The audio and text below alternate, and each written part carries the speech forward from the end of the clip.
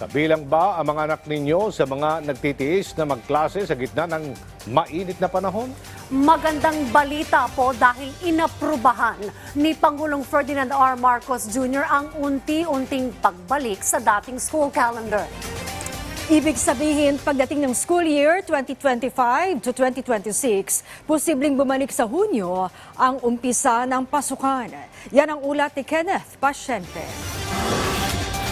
Aminado si Paul na hamon sa kanya ang makapag-focus sa pag-aaral ngayong sobrang init ng panahon. Dismayado rin siya dahil madalas magkaroon ng suspensyon ng in-person classes dahil sa naitatalang mataas na heat index nitong mga nakalipas na linggo. Yung pag-aaral po namin, hindi po na-enhance. Kaya minsan po may mga lessons po kami na hindi po na-aaral dahil po sa class suspension.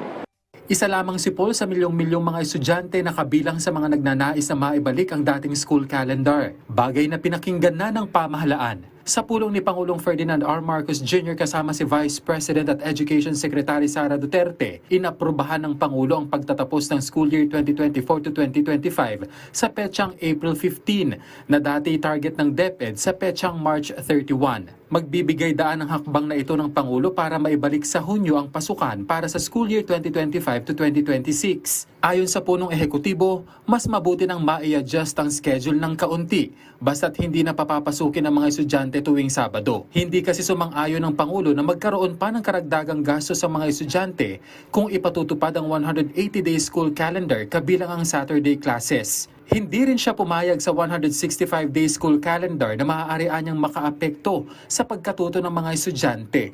Ayon sa DepEd, June 16 ang tentative date para sa school year 2025 to 2026 na magtatapos ng March 31, 2026. Talagang makakabalik na po tayo dun sa normal or original June to March cycle ng ating school calendar. Sang-ayon din ang kagawaran sa desisyon ng Pangulo na hindi magkaroon ng Saturday classes dahil dagdag trabaho ito sa mga guro at posibleng pagmulan ng fatigue sa mga estudyante. Pag ginawa natin itong April 15 and then the next school year will start June 16.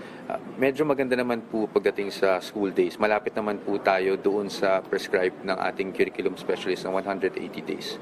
So hindi na po tayo malalayo doon. Dagdag pa ng DepEd, hindi lang weather disturbances ang kinonsidera sa pagbabalik ng dating school calendar. Lalo't kahit anuman ang schedule ay may kagyat na negatibo at positibong epekto. Kaya naman kahit El Nino o La Nina, giit ng DepEd, may alternative delivery mode na ipinatutupad sa mga eskwelahan. Pinapaigting natin. Nagsisimula na tayo this year, yan yung tinatawag nating school-wide Wi-Fi program. No? So talagang with itong polisiya natin na alternative delivery modes, although ngayon meron naman tayong modular, meron naman tayong mga assignments and projects na pwedeng pagawa, ideally, syempre, meron din tayong infrastructure for yung ating online naman na learning. That is why, kakibat nun, talagang we are strengthening that part of our services also. Pabor dito ang guro na si Rodolfo. Meron ng mga bagay na humahadlang sa pagkatuto nila, maaaring kung ano-ano mang mga problema.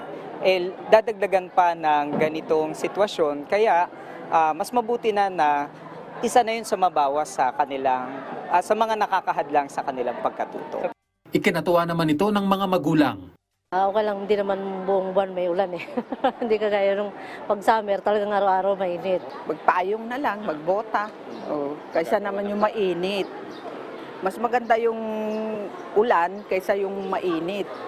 Tiniyak ng DepEd na magbababa sila ng guidance sa mga guro kaugnay ng school calendar reversion para matiyak na mapapanatili ang kalidad ng edukasyon kahit may kaunting kabawasan sa bilang ng araw sa school calendar. Isinasapinal na rin sa ngayon ng DepEd ang Department Order ukol sa aprobadong school calendar para magkaroon ng gabay ang mga eskwelahan at mga guro ukol dito. Kenneth Pasyente para sa Pambansang TV sa Bagong Pilipinas.